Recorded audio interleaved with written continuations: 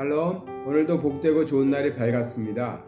오늘도 주의 말씀 묵상하겠습니다. 로마서 1장 8절에서 17절의 말씀입니다.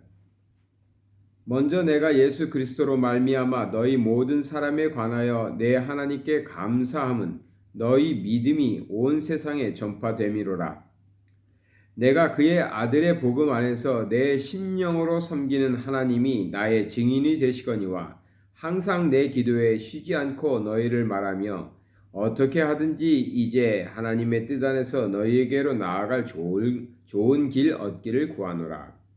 내가 너희 보기를 간절히 원하는 것은 어떤 신령한 은사를 너희에게 나누어 주어 너희를 견고하게 하려 함이니 이는 곧 내가 너희 가운데서 너희와 나의 믿음으로 말미암아 피차 안위함을 얻으려 함이라. 형제들아, 내가 여러 번 너희에게 가고자 한 것을 너희가 모르기를 원하지 아니하노니 이는 너희 중에서도 다른 이방인 중에서와 같이 열매를 맺게 하려 함이로되 지금까지 길이 막혔도다. 헬라인이나 야만인이나 지혜 있는 자나 어리석은 자에게 다 내가 빚진 자라. 그러므로 나는 할 수 있는 대로 로마에 있는 너희에게도 복음 전하기를 원하노라. 내가 복음을 부끄러워하지 아니하노니 이 복음은 모든 믿는 자에게 구원을 주시는 하나님의 능력이 됨이라. 먼저는 유대인에게 그리고 헬라인에게로다. 복음에는 하나님의 의가 나타나서 믿음으로 믿음에 이르게 하나니 기록된 바 오직 의인은 믿음으로 말미암아 살리라 함과 같으니라. 아멘. 바울이 로마에 있는 성도들에게 이제 편지를 보내는 내용이 이어지고 있는데요. 로마 성도들을 향한 바울의 심정을 담고 있습니다. 바울은 로마에 정말 가고 싶었나 봅니다. 로마로 가서 로마 성도들에게도 큰 은혜를 끼치고 정말 복음으로써 로마 사람들의 믿음을 키워주고 싶었는데 일이 잘 되지 않아서 로마로 가지 못하게 되니까 그 가슴 아픈 심정을 지금 말하고 있습니다. 오늘 내용 중에서 몇 가지 제 마음에 와닿는 것들이 있는데 이 바울은 로마 성도들을 생각하면서 보니까 쉬지 않고 너희를 그러니까 이름을 불러가면서 하나님께 로마 성도들을 위해서 기도했다 이런 표현들이 나와서 정말 우리가 중보기도 한다는 것이 얼마나 귀하고 중요한 일인가를 또 한번 생각해 봅니다. 예전에는 저희 집에 우리 기도 제목 나무가 있었어요. 그래서 그 나무에다가 포스트잇을 붙여가면서 사람들의 기도 제목들을 쓰고 그랬던 때가 있습니다.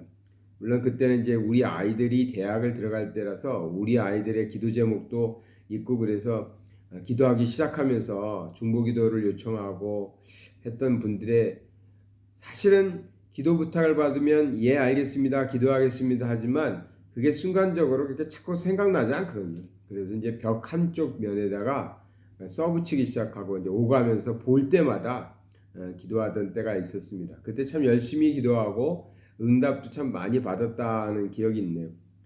요즘에 코로나19로 인해서 어떤 면에서는 우리가 시간을 더 많이 갖고 있을 수도 있는데 참 뭔가 열정을 가지고 일하기는 예전만 못한 그런 것들도 있고요.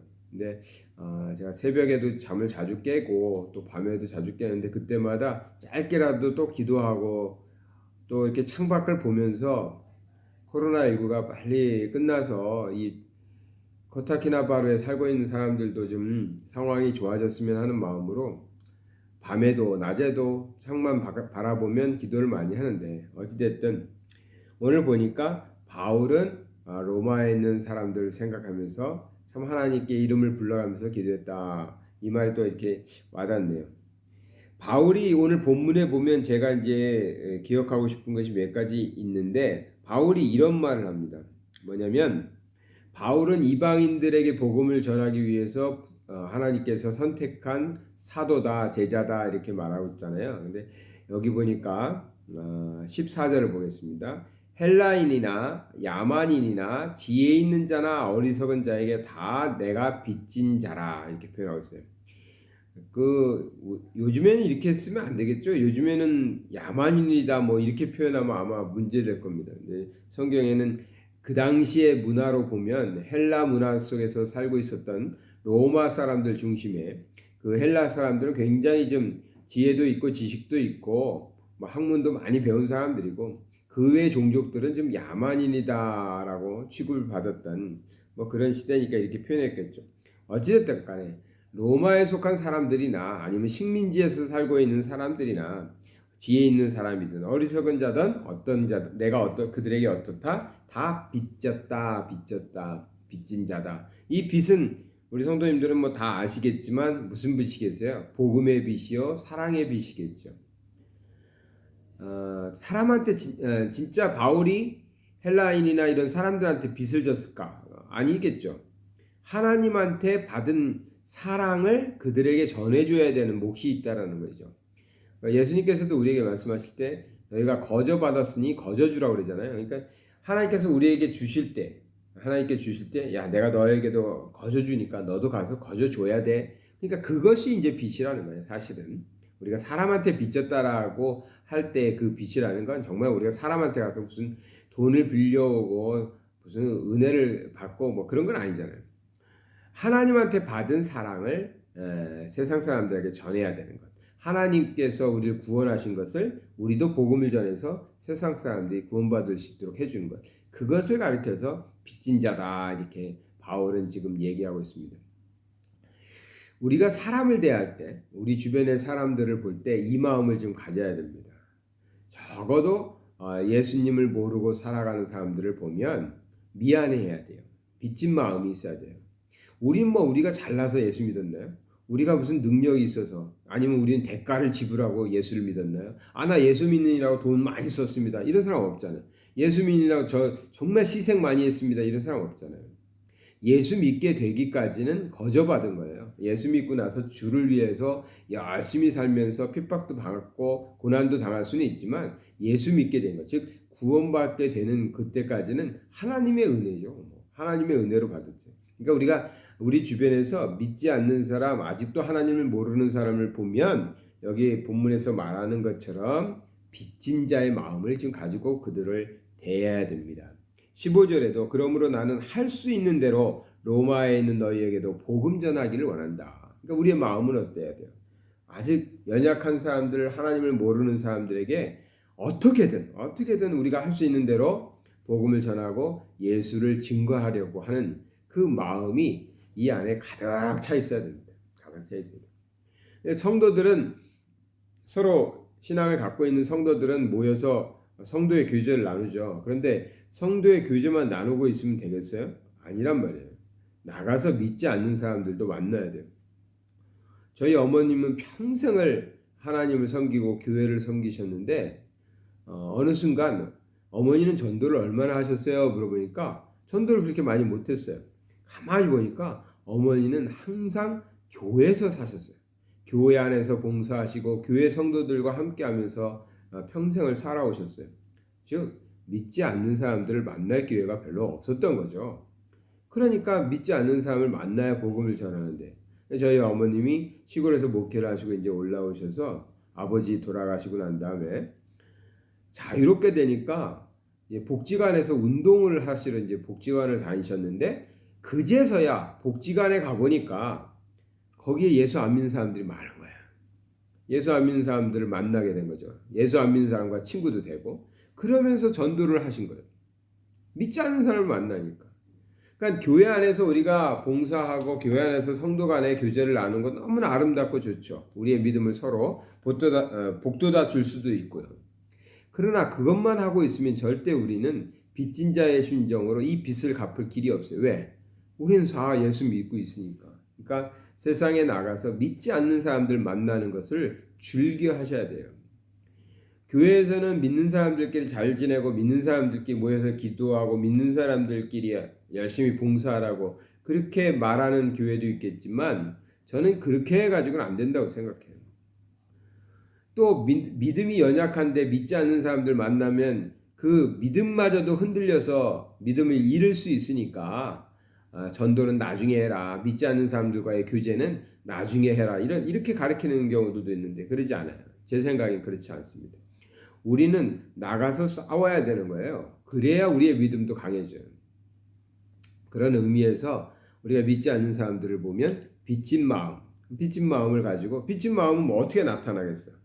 어떻게든 우리가 갖고 있는 이 소중한 복음을 전하고 싶은 마음으로 나타나겠죠. 그래서 빚진 마음을 내가 빚진 자라 이런 단어 속에서 표현 속에서 우리도 우리의 이웃들을 볼 때 그런 마음을 좀 가져야 되겠다. 꼭 그런 마음으로 돼야 되겠다는 생각을 해봅니다.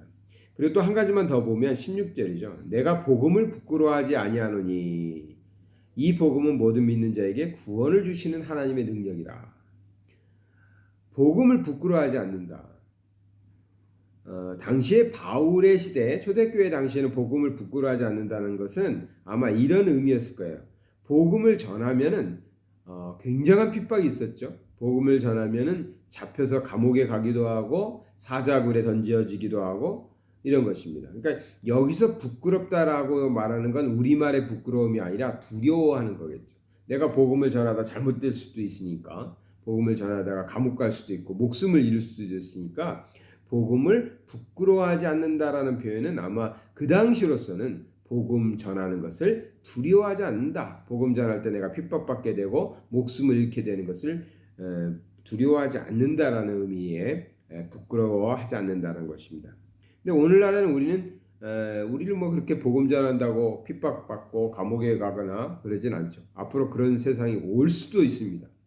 앞으로는 세상이 어떻게 바뀔지 모르겠어요. 주의 깊게 우리가 법률들이 만들어지는 것을 관심을 갖고 지켜봐야 됩니다. 그런데 우리에게 있어서 이 구절은 말 그대로 부끄러움으로 받아들이면 될 것 같아요.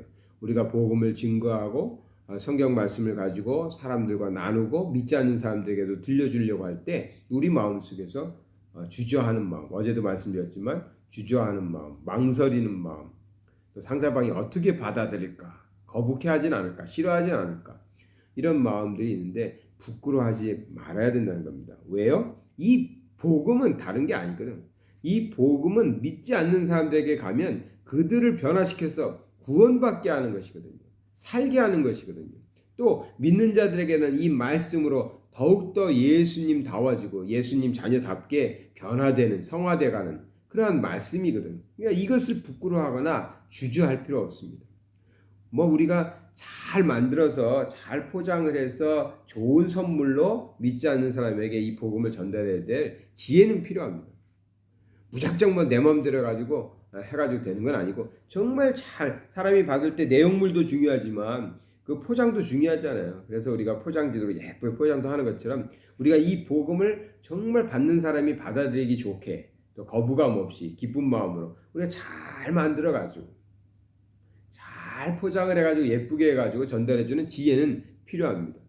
그렇지만 복음을 부끄러워해가지고 복음을 못해, 복음 전파를 못해, 전도를 못해, 친하게는 지내는데 다 할 줄 아는데 복음을 드러내지 못해. 그때 그건 사탄이 주는 마음이거든요. 담대하게 저들에게 빚진 마음을 가지고 내가 이 복음을 저들에게 전하지 않으면 저들은 결코 하나님의 복음을 들을 수가 없고 복음을 듣지 못하면 구원받을 수가 없고 이런 마음으로 담대하게 복음을 증거하는 삶을 살아야 될 것입니다. 그것이 진짜 우리가 우리의 주변 사람들, 이웃들, 가족들을 사랑하는 것일 것입니다. 예전에 제가 어렸을 때 어린 시절에 친구들이 많잖아요. 친구들을 이렇게 어떤 그 교회에서 전도대회 시즌이 있어가지고 친구를 전도했어요. 아주 친한 친구를 전도했는데 그 친구가 그러더라고요. 저는 그 친구하고 너무나 친했던 단짝 친구니까 이 친구가 불교 부모님들은 불자들이었어요. 그러니까 그걸 알고 있으니까 전도를 잘 못하겠더라고요. 나하고 제일 친한 친구인데 전도했다가 어색해지면 어떡하지? 싫어하면 어떡하지? 그 생각 때문에. 그래서 좀 덜 친한 친구들한테 막 교회 가자 그러고 전도를 잘 했습니다. 뭐 따라오는 친구도 있고 오기 싫어서 안 오는 친구도 있었지만 근데 이 제일 친했던 친구한테는 전도를 잘 못하겠더라고요. 그러다가 이제 용기를 내서 했어요. 그랬더니 그 친구가 바로 교회를 따라왔어요. 물론 그 친구는 교회를 다니진 않았어요. 그냥 저를 따라서 교회를 와주긴 했어요. 그러면서 그 친구가 한 말이 그거였어요. 섭섭했다고.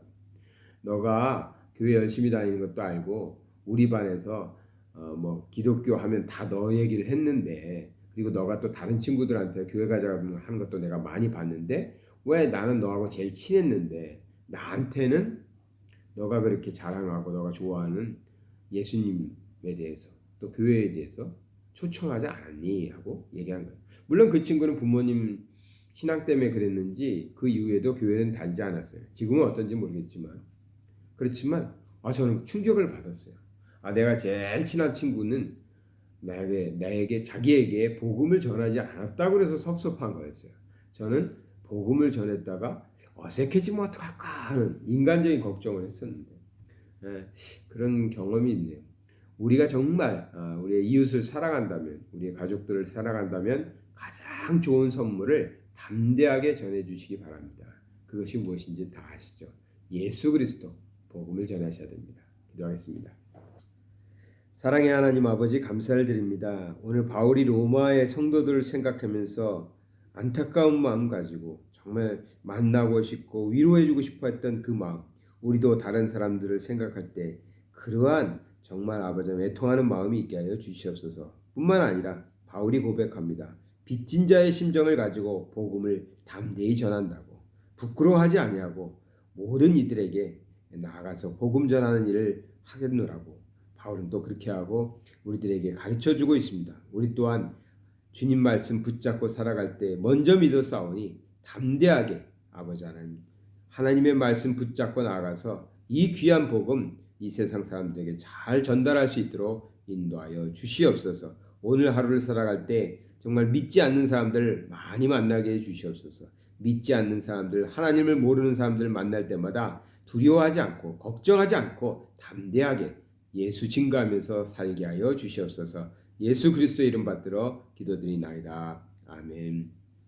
사랑하는 성도 여러분, 오늘 한번 체크해 보세요. 오늘 하루를 살아가시면서 우리 성도님들이 얼마나 많은 사람들, 그 중에서 얼마나 많은 그리스도를 모르고 살아가는 사람들을 만나는지 10명일지 20명일지 모르지만 한번 체크해 보시고 그리고 밤에 한번 다시 한번 체크해 보세요. 그 10명, 20명을 만났는데 몇 명에게 내가 이 좋으신 예수님, 하나님의 말씀을 전했는지 한번 체크해 보시면 기쁘실 수도 있고 창피하실 수도 있고 그럴 겁니다. 오늘 복음 전하시면서 화이팅 하시기 바랍니다.